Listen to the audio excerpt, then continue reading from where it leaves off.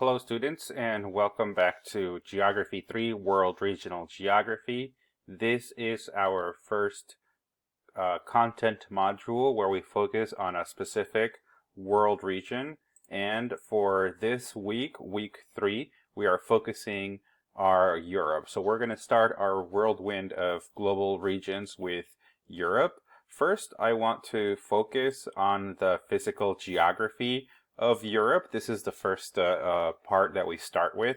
Europe, as you should know, is located bordering the Atlantic Ocean to the north and the west, and the Mediterranean Sea and the Black Sea to the south. So the main bodies of water we're going to find here are the Mediterranean in the south, the North Sea here towards the north of Europe, and also the Black Sea, which is the border between Europe and Asia. The continent also has several large islands. Among the most prominent, of course, are the British Isles, which include England, Scotland, Wales, and Ireland, but also Iceland and other smaller ones in the Mediterranean, like Sicily, Sardinia, and Corsica, as well as Cyprus, which is closer to what we would consider the Middle East, but it's actually very much part of Europe and culturally European as well. We also have several peninsulas in Europe. The most famous is the Italian peninsula because it has the shape of a boot, but we also have the Scandinavian peninsula composed of Norway and Sweden, and the Iberian Peninsula, which is home to Portugal and Spain. We also have three main landforms in Europe. These are mountains, plains, and river valleys. Several of the mountain ranges are highlighted here in red. For example, we have the Pyrenees Mountains, the Alps, which are the tallest mountain ranges in Europe. We also have the Dinaric Alps, which are the Balkan Mountains, and we have the Carpathian Mountains here in Eastern Europe as well. In terms of plains, we have a very large plain known as the Great European Plain, which goes from southern France all the way to Russia, to deep in Russia. And I will talk about the Great European Plain in a minute with more detail. We also have the Hungarian Plain inside Hungary, as well as the Po River Valley here in northern Italy, which is home to cities like Milan and Turin, and then further towards the ocean, Venice as well. And lastly, we have the Paris Basin, which is a flat area where Paris, the city of Paris, is located. Thinking about how physical geography influences history and culture, before the rise of the automobile or the railroad, most people, of course, moved on a horse, on foot, or in a coach, a carriage pulled by horses. And so transportation has definitely been an issue in very large regions, right? And this is how the geography is really linked to the way that people live and also the architecture and the history of the region.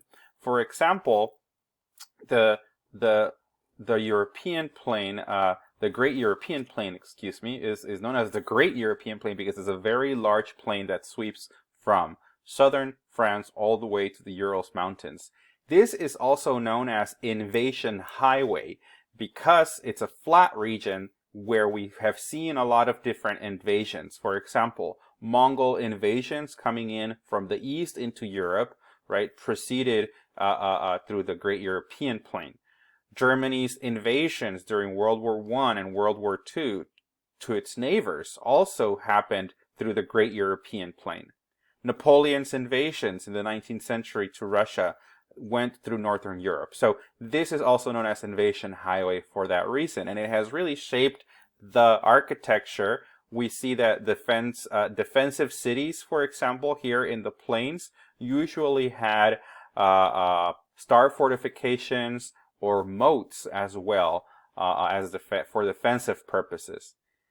This example is of a fortification is from the mountains here in southwest France in the city of Carcassonne, one of the most well-kept medieval fortifications. And so when you have hills and mountains, that's going to give you defensive capabilities that you don't have in a flat area, and so you're going to resort to a different type of fortification like this star fortress that is today a tourist village in the village of Bretagne in the Netherlands.